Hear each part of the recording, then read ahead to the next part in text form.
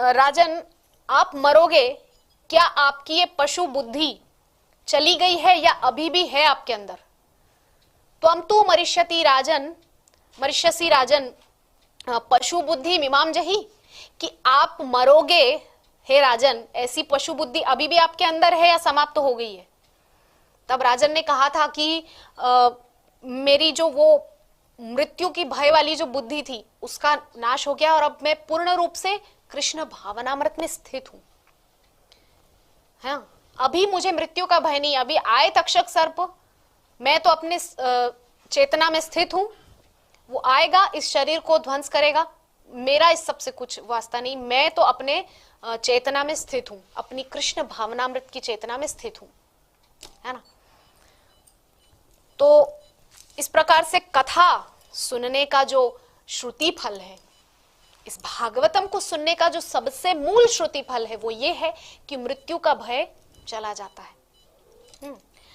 तात्पर्य में कह रहे हैं कि प्रत्येक मनुष्य चाहता है कि उसकी मृत्यु ना हो, किंतु वह यह नहीं जानता कि मृत्यु से छुटकारा कैसे पाया जाए।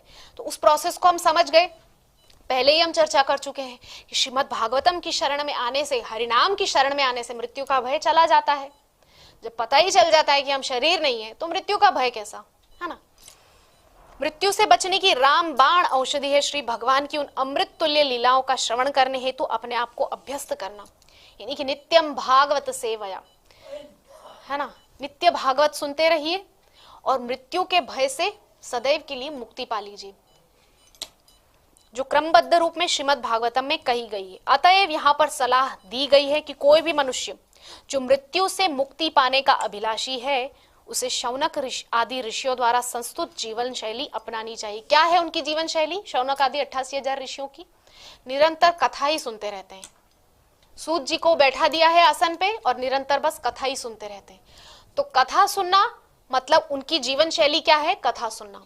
उसी जीवन शैली को हमको अपनाना है, तो उससे क्या होगा? हम लोग भी मृत्यु के भय से सर्वथा मुक्त हो जाएंगे और हम अपने निज जो हमारा स्वरूप है, कृष्ण के दासत्व का जो हमारा स्वरूप है, उसमें हम स्थित हो जाएंगे। ये ही है इन दोनों श्लोकों का आज का सार तत्व। हम समझ गए जीवन का जो असल उद्देश्य है वो है भगवान की कथा का निरंतर पान करना और मृत्यु के भय से मुक्ति।